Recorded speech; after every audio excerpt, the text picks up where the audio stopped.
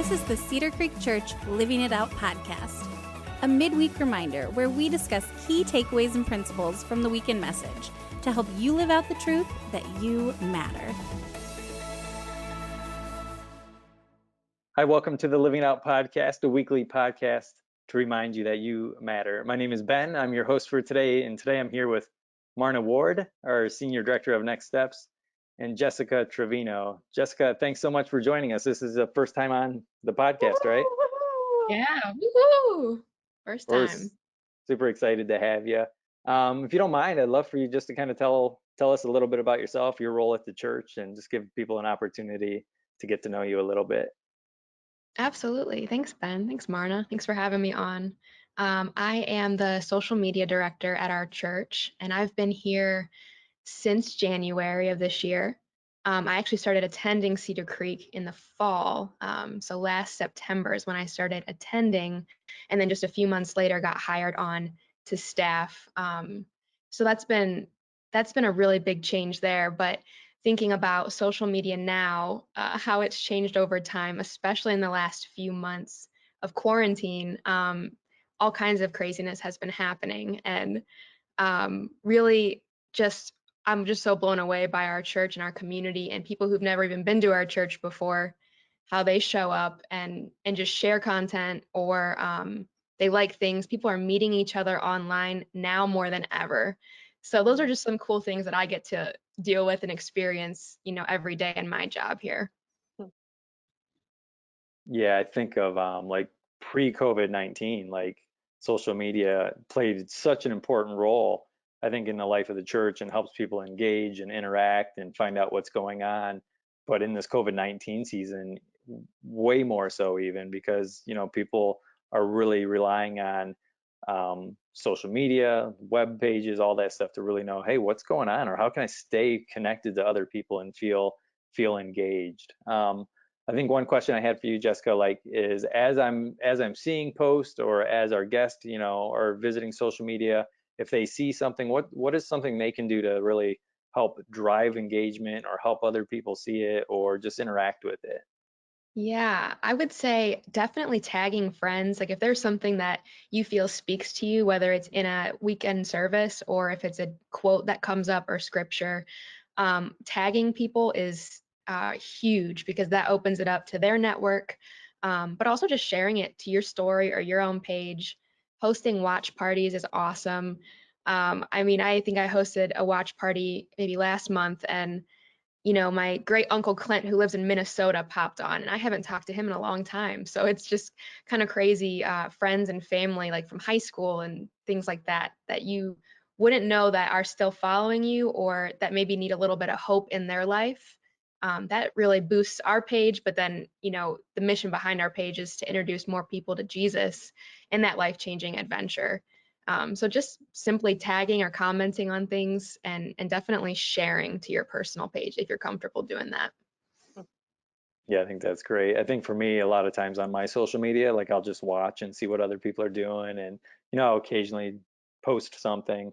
A lot of times I just let my wife tag me and stuff. But I know, Marna, you posted a watch party a little while Yeah, ago, or maybe even recently. Was yeah. that something you were nervous to do, or what was your experience with that?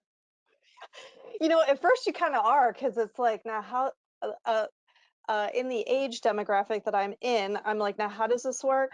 What's going to happen? Like, are they going to see me? Am I going to be like, what? I had no idea. And so you're sort of like, host what, and like, go. And it was super easy. And it was fun, Jess, to like see the people who kind of popped in and, for however long they stayed or didn't, or, some of those things. But it was really fun. And I promise it was easy, and you weren't put on the spot. You suddenly weren't live yourself, that sort of thing. So it was fun. That's awesome. A little Well, adrenaline. Uh, yeah, right. Yeah, it's like when you go live for the first time, you're like, oh boy, it's a little nervous. Right. But I think there is a ton of opportunity, if you're attending online, or you're going to physical services, for us to really make a difference by sharing, by tagging, by doing watch parties. So there's a ton of ways we can still make a difference and be involved. with Cedar Creek through those ways. So thanks for sharing that, Jessica. Mhm. This past weekend, we had week 4 of Where's Norm? And Ben really presented this pretty cool idea of being prepared and being ready are like 2 different things. And I just wanted to get your thoughts on that. What are some things, when he said that, like, were you like, oh, wait a minute, that doesn't seem to make sense, or were you following with them? And then also, do you have an example from your own life when you were ready for something but maybe not prepared? You want to start, Marna? Yeah, I think I definitely am always the one that's like, now wait a minute. Like, I feel like that's the same word. And Yeah, sure you're enough, you're second for sure.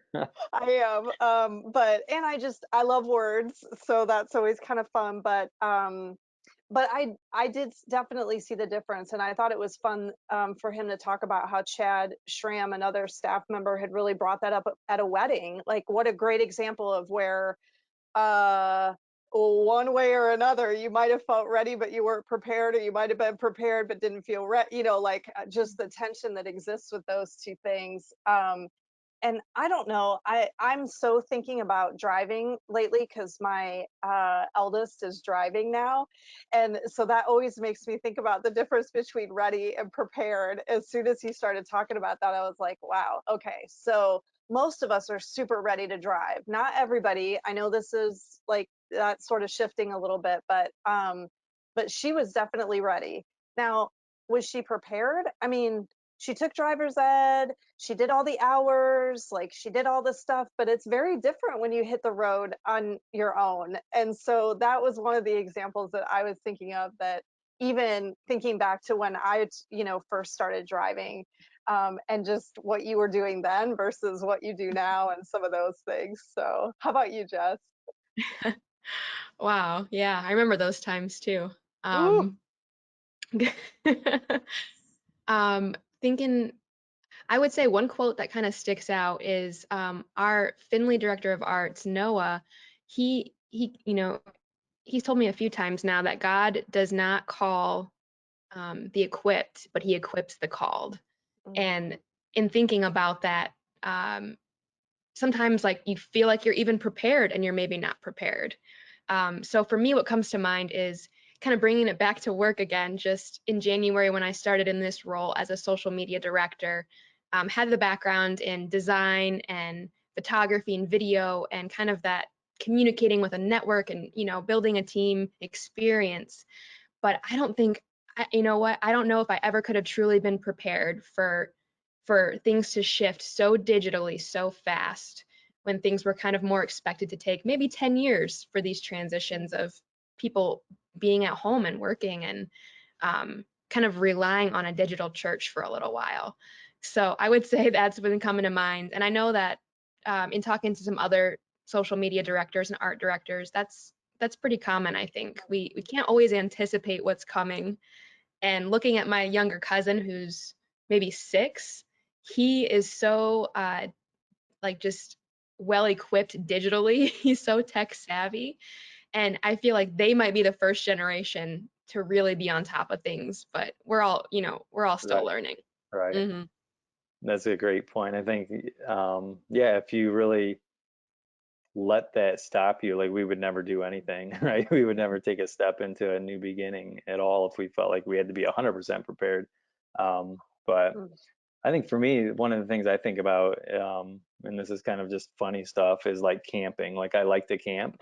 So like if I think back to when I was younger, some of my camping experiences, I was going to tell the story about going to the Grand Canyon, like when we just like showed up and we're like, oh, we'll just look in and drive away because we were like traveling the country. Instead, we were like, hey, let's go down there. And like we didn't have any, like we just had like our travel clothes on. So we were not prepared that time. Another time, my buddies and I wanted to go camping, and it was like Labor Day or Memorial Day or something. And we super last minute, no reservations. We started calling around. Everything was booked. Like we had no chance of getting a spot. So my friend's like, hey, there's a place my buddy told me about up in Canada. Let's go up there, because it's not Memorial Day up there, right? Like they're not going to be celebrating that. So let's go. Well, other people like us go there from America. So we get there like at 10 at night, there was no spots. Like Oh, so now we were out of the country with nowhere to Ah, go.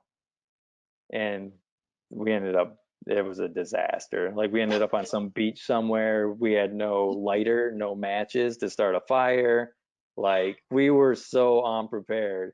And this was like the first time we had ever gone camping as a group. And like now we go up to Canada, like way up in Canada for like a week at a time with everything on our back. And like well, now we're veterans. Like we prepare and we spend, months preparing and planning and packing um, but we were ready at that time, but we were not prepared for sure. So those, I think those are camping great. Oh my gosh, that sounds about right. Yep. mhm, is, so I think when I think of this Ben's message, he really started, and it was grounded in the story of the Israelites. We've been talking about them over the last few weekends, and in Numbers 13, that's when um, Moses says, "Hey, let's send some spies into Canaan and have them look around and figure out what's going on over there before we enter this promised land, this land that God has for us." And 10 of them go over, or 12 of them go over, but when they come back, two of them have a good report. They're like, "Hey, this is what we saw, but God is faithful. Like we can trust that He's going to give us this land." Where the other 10 really were terrified. They said there were, these giants. There was these strong um, people, like these civilizations that they would really have a trouble conquering, and they were afraid to go to the promised land. And really, they started telling other people, like, "Hey, we can't go over there. We're going to get destroyed." And it just mhm, started feeding, and this negativity that they had became rampant. And Ben really talked about our attitude and how important that is when we step mhm. into a new beginning. And I'd love to hear you guys just kind of talk about attitude and just that the important role that plays in stepping into something new. Mm, Yeah. Boy, it's everything, right? I mean, in so many ways, our attitude is so much about our heart and where we are on something. And I mean, you think about, especially as you put this whole story together and you think about all that God had brought the Israelites through, and to then really fall into this grumbling and this anxious presence, and we're not going to be able to do this. Um, Gosh, it's just like, they became ungrateful. Like you said, they became negative. It was like they couldn't see beyond what was just right. Honestly, wasn't even right in front of them. They hadn't even experienced it. They handed all of it over to these 10 people, which I mean, I do it, all of us do that sort of thing. So when I think about the attitude piece, I feel like everything else that we're going to talk about, if that piece isn't right, then you have to start there. Like you absolutely cannot in a lot of ways be able to move forward until you really allow God to work in that attitude and work through you in that. So I felt like that, like you could do a whole talk on just that and then mhm. worry about some of the other stuff. Right. But man, it's everything. So Jess, what did you think? Yeah, I agree. Thinking about that, everyone has a different personality. I know even in Strength Finders, one of my top ones is positivity. And so I don't take that for granted in knowing that. But I can certainly understand how some people, when you get, say you're facing an injury, say you're facing a health condition, you're in a depression, there's a big change or a loss, I can certainly understand how things can feel like they'll never get better. Um, so in those moments, I get that. But I think to your point, Marna, about how it's everything to have a good attitude. And I think um, your attitude really supports and determines your gratitude sometimes too. And using that layer of that connection there. When you can come from a place of gratitude, it really can cause a shift. And sometimes it's a slow shift, but those daily moments of gratitude or just being grateful for the drink of water that you got to have, those can turn your day around sometimes, which is kind Mhm. of cool. I love how Yeah. you said that too. Like people are facing real challenges and real things that are very difficult. And so I think not to minimize that. And certainly for, in relationship to the Israelites, they were facing a big thing too. Like, I mean, God was moving them into a place that he had promised to them, but I mean, they had never seen it. They didn't know.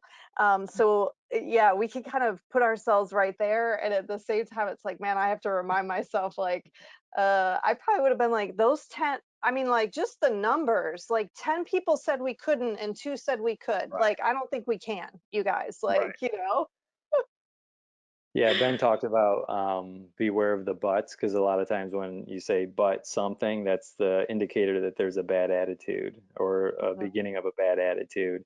You know, it's interesting. I think even a lot of their like buts were like those were real things. I mean, they had legitimate reasons to be like, I'm not ready. You know, I don't want to go to the new beginning, or we're not ready because of this. So I think there's times in our life where sometimes our excuses are not legitimate, and that, you know, that's definitely a bad attitude.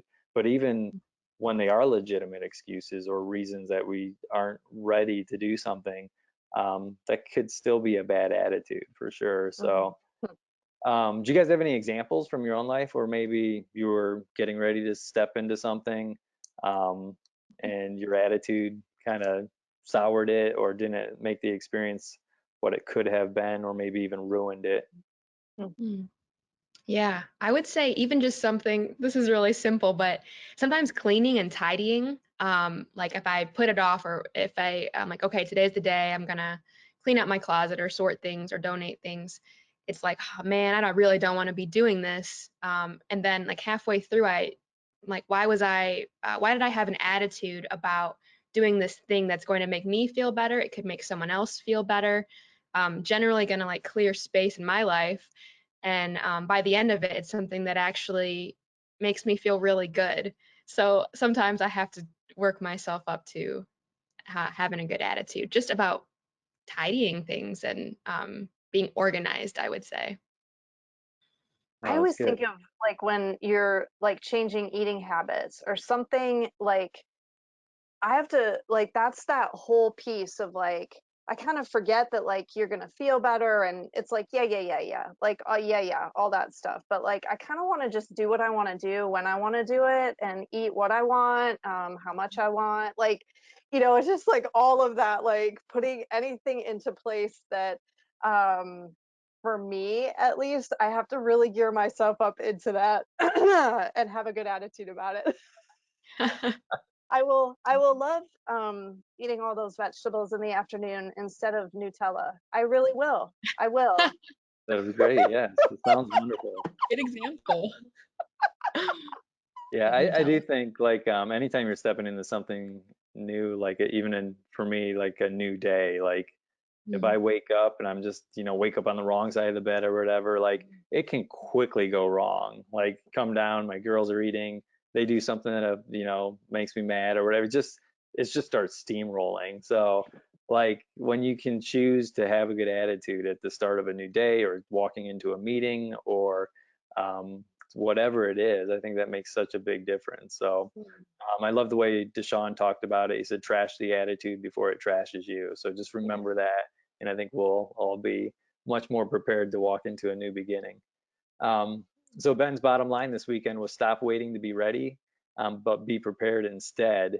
And he talked about the 5 P's of purpose, picture, or which is like paint a picture, plan, and part. And then the fifth one he added was people. Those first 4 come from William Bridges' book Transitions that we've been kind of talking about throughout this series.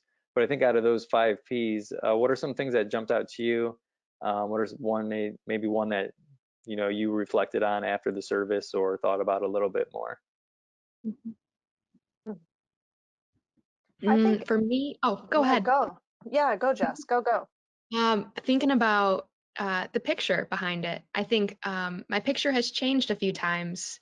Thinking about was living in Columbus last year and moved here to Toledo area now, and I'm just kind of really in that dreaming phase again. Like, okay, I know my purpose. I've really discovered a lot of my spiritual gifts. I found a lot of great people in my life, but looking at that picture is kind of the stage I'm at right now.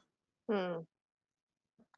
I And loved that, when Ben talked yeah. about that too. Like the illustration he gave of Martin Luther King, just like Junior talking about this the I Have a Dream speech. Like he gave a purpose for it, and then he talked about his dream. He talked about the picture of, hey, this is what it could look like. And I thought that was just such a powerful illustration that he used of how to paint a picture for ourselves as we step into a new beginning, or even paint a picture for other people of what new beginnings can look like. Yeah. I did love I think really thinking about the part that you play, and that I think to Jess's point, like when you get clearer on some of the purpose pieces, and I do love when Ben walked back through like, what's God's purpose for finances? What's God's purpose for marriage? He's there is really no topic that is not touched in scripture, and I mean no topic. So he has lots to say about each of those areas of our life. And so I thought that was kind of cool to think about, okay, when I'm unsure, to go back to his purpose first and really understand that and let it inform then the rest of how I picture myself in that. But I think sometimes the part we play is where it gets, that's again where the attitude sort of kicks in, where you're like, actually, like I loved how just the thought of we can have all of that in place, but we absolutely have to start moving.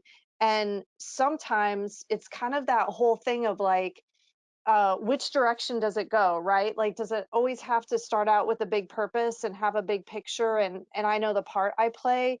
Or is it the potential that it's like, I've done some work here, I might not have all of it put together, but I can start to play a part that then also informs the rest of it. So I do think that it's always important to start with purpose, but I also kind of post that was like, gosh, I wonder what, like sometimes we just have to move and the purpose becomes clearer as we go. And that doesn't mean that we're just like clueless, but I think that I wondered if it worked both ways. I think that was the question I was asking myself is, could you start to play a role in what you think this is going to look like, and does it become more clear?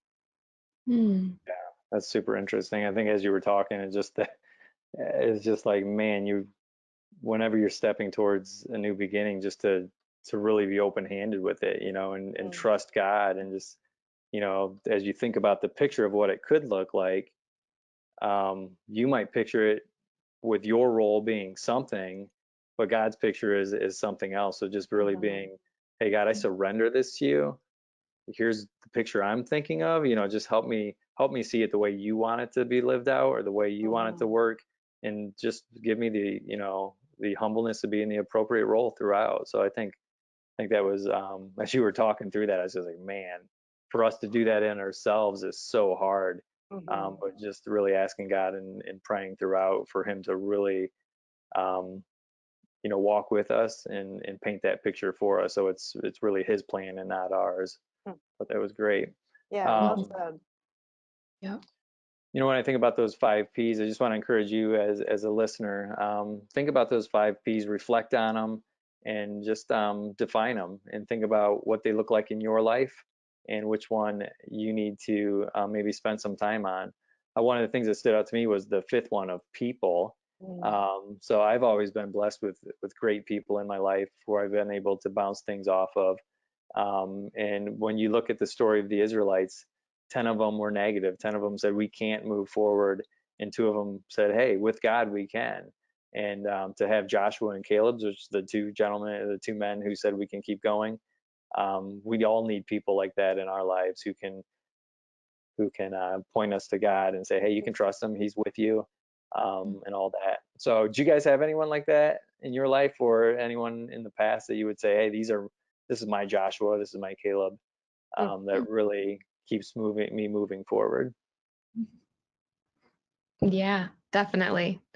Got a lot of really good friends and mentors. I really, um, really grateful for Marna actually in my life, always pointing me in a good direction. So thank you, Marna. Yeah.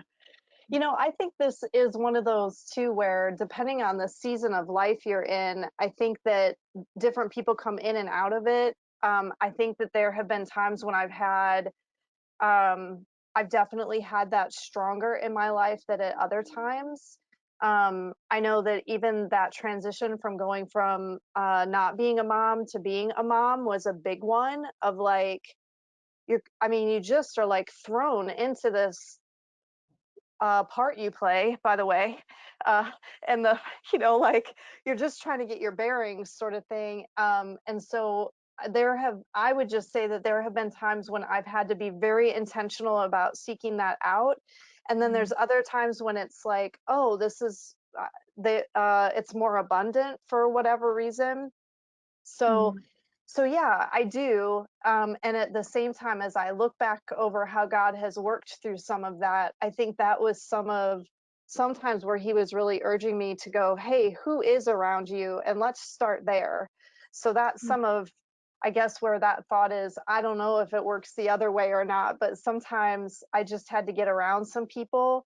And then I better understood the part that I played, and I could work my way back up that whole piece.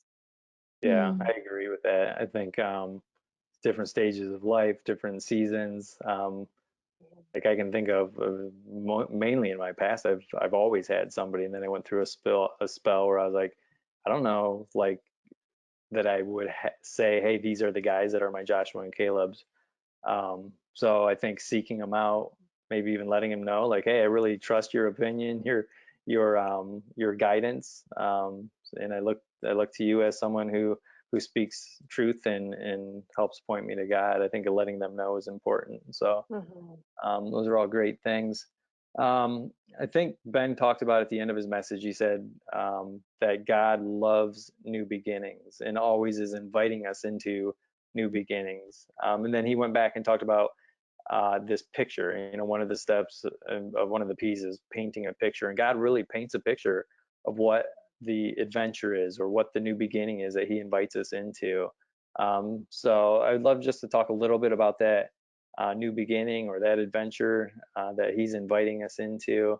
Um, so if you guys wouldn't mind just talking about that, or Martin, if you want to start just kind of talking about that adventure. Yeah, I think what is so much fun for us around this is that we see God doing this in so many ways throughout scripture, and we've experienced it in our own lives. And there's all sorts of different ways you can say it, but we've really landed in these four principles that we see over and over. And it's not meant to be repetitive, just to be repetitive, but it's meant to really offer a consistent way that we can go, hey, I can start to see potentially what God's doing here. Not that we're ever going to know all the answers, or that it's going to make everything make sense, but we just see him repeatedly inviting people to first know him. And so we call that principle know God. So certainly that's our mission, to introduce people to Jesus. And then that life-changing adventure is all the depth of knowing God, that takes a lifetime and more, and there's no way that we would reach the end of that. And so the first really foundational step to a life-changing adventure is to know him, to step into relationship with him. The second thing that we see is that he really invites people to find freedom. And we see this in the Israelite story in Exodus, like so clearly, right? He pulls them out of Egypt, really invites them into full relationship with himself. And then all throughout this movement towards the land flowing with milk and honey is to really reorient them around, what does that mean? I mean, who am I now that God has called me his own? And so that's so much of how we step into freedom, where the places where we're stuck, where we've been hurt, where we're uncertain, that some of that starts to clear as we continue to move. And then we see him really inviting us to discover purpose. And that's what was so fun about this weekend, is thinking about what is the purpose that God has for these things. And then the role that I play is really that last one of make a difference, that he invites us to serve others, to love Mhm. them wholeheartedly, to really be his representative in a world that doesn't know him. And so we and again, there's great depth in each of these principles. Like, we can cover it in a minute, but it's a lifetime with him. And so that life-changing adventure, especially as you spend time in scripture, as you hear us talk about it, hopefully that's unlocked a little bit more of like, man, this might be where I'm at and some of what God's calling me to do next.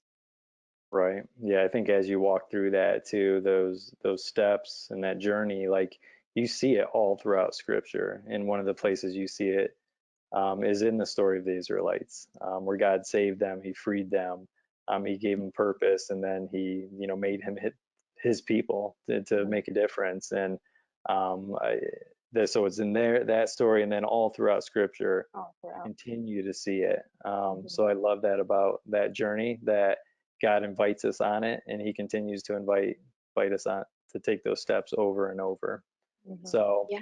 I think we have primary strategies, things that we do as a church to help people take steps on that journey and to know God and find freedom and discover purpose and make a difference.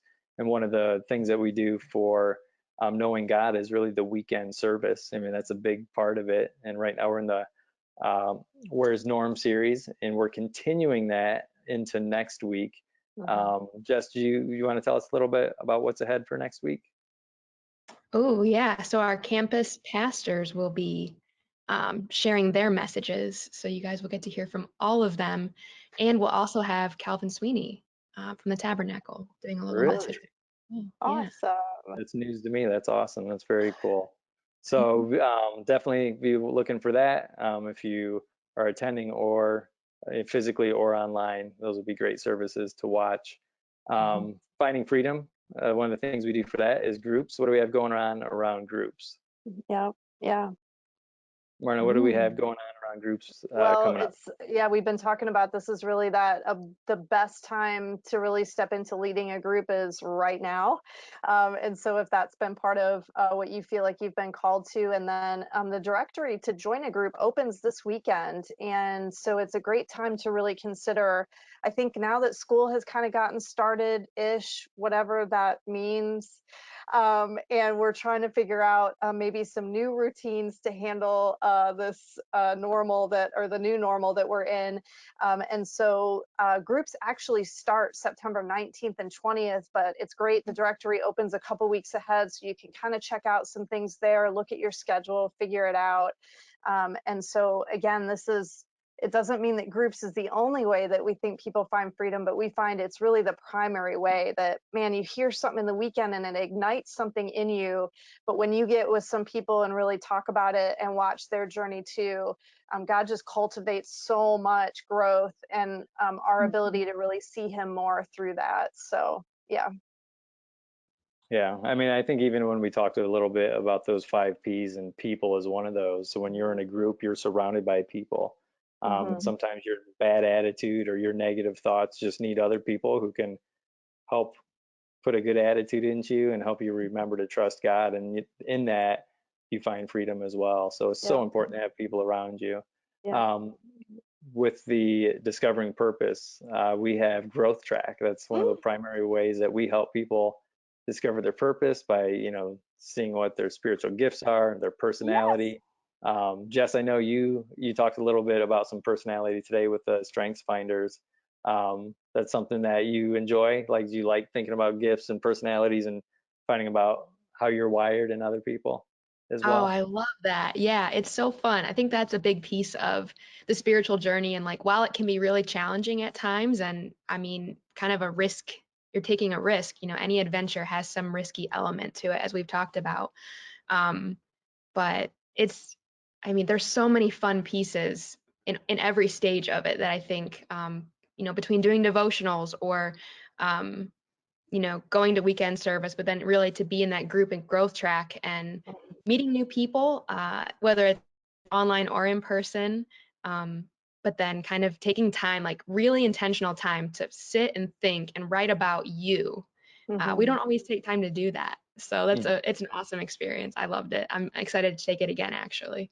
I love it. And we have all new content, you guys. Like, Growth Track is brand new as of this weekend. And there's some familiar parts and pieces if you've been through it before, but there's some brand new parts of it too.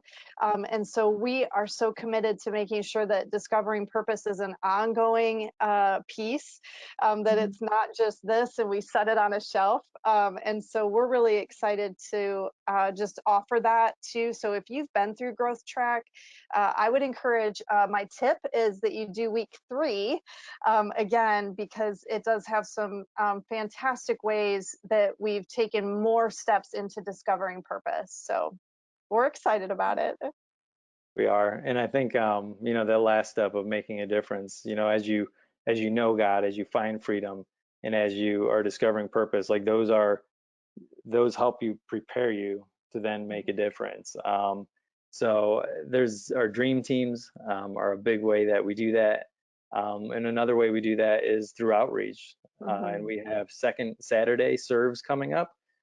So the second Saturday of September, each campus will have an opportunity for you to make a difference by serving other people. And some of those will be do-it-yourself projects. Other ones where you'll come together and serve as well, with social distancing in mind. So I'm excited. I think we've got a number of great things. So if you're wondering, hey, what's my next step? Those are some great next steps for you to really live out the adventure that God is inviting you on. So any last thoughts as we're wrapping up, guys? No, I would say, yeah, like let us, it's kind of fun when we're hearing from people like what you're taking away from the podcast, something that stood out to you from the weekend. Like we would love to hear from you, even to just, you can reach us at LivingItOut@cedarcreek.tv, and we would love to hear what your journey has been like. And we just appreciate that you give us some time and space during the week to kind of reconnect with the weekend and think about not only your next step, but how can you help somebody else to do the same. So what a privilege it is for us. Yeah, and really that is our hope, that we hope that this podcast will be something that is a refresher for you. You heard the message on the weekend, and a lot of times Wednesday hits and you just need that reminder, need to revisit that content and then think about the way you live it out. So we hope that this provides that for you. So Jess, thanks so much for joining us, and I'm sure we'll have you back on again if you will join us. And thanks so much for all of you who are listening or watching these as well.